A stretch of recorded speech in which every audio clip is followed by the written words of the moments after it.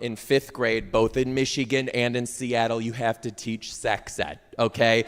Yes, but when you teach sex ed in Michigan, you teach it to either just the boys and just about their parts, or just the girls and just about their mazes. But when I moved to Seattle, they told me that I had to teach it to the boys and the girls at the same time. And I had to teach them about all of it. And I was like, absolutely not. I went straight up to my boss and I was like, absolutely not will I do this, okay? Because you and I both know that this is a setup, that this is immoral, and that personally I'm only familiar with 50% of the material.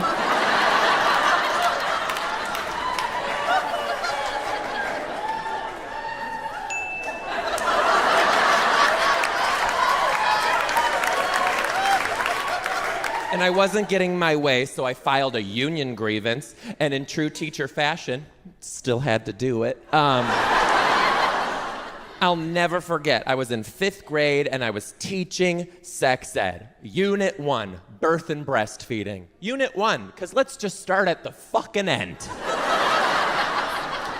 So I wrap it up, and to remind the kids, I was like, okay, guys, remember, mammals produce milk to give their babies supple nutrients. And I did that with my titi. And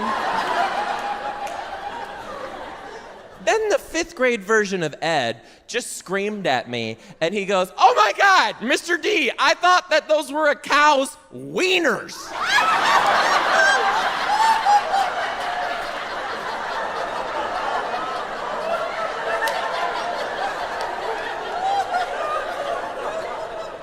Why are you laughing?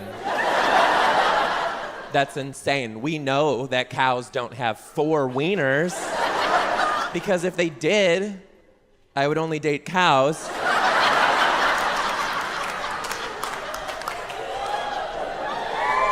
Sex ed is so much different in Michigan, though. Like, the boys come in this single file line. They're super awkward. And I had this one kid, his nickname was the Caboose, because he was always last and loud as fuck.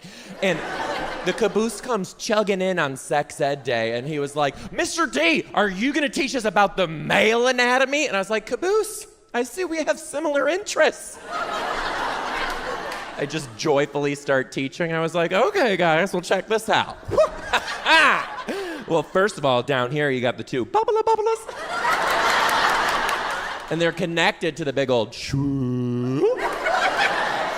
And sometimes at nighttime, it'll go,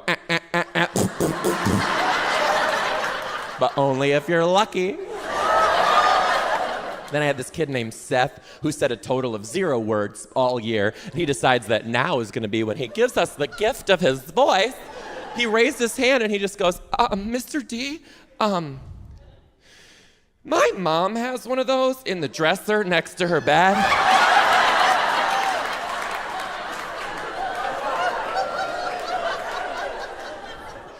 And then there are these times in teaching where you have 0.4 seconds to figure out what to do, or you'll die. And I handled this one like a pro, though. I just looked at him very quick, and I was like, oh, okay. Well, Cindy's mom's been very grumpy. Can she borrow that?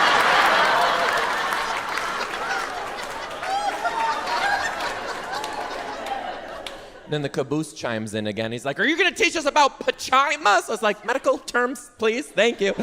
So I just started teaching. I was like, okay, you guys, here we have...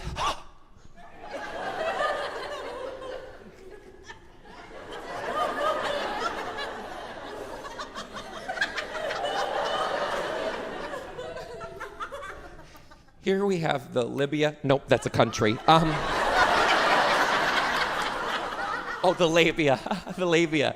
Also known as your lips. But not like your lips. Not like your lips. Not like your lips. Like, don't put any chapstick on that. Until you're over 60. You know what? Just take out your pencil, circle the Filipino tubes. It'll be fine. Okay? Caboose screams at me again, and he goes, Mr. D, did you know that girls have a tiny penis and it's called a clitoris? No.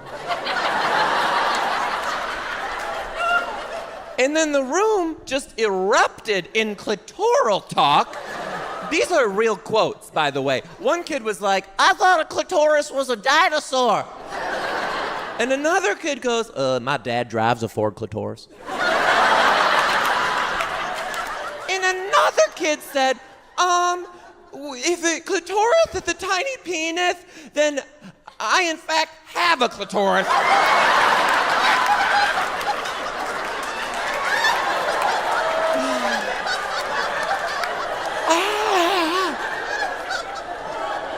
And that's when I realized that teaching is just a never-ending game of what the fuck's happening?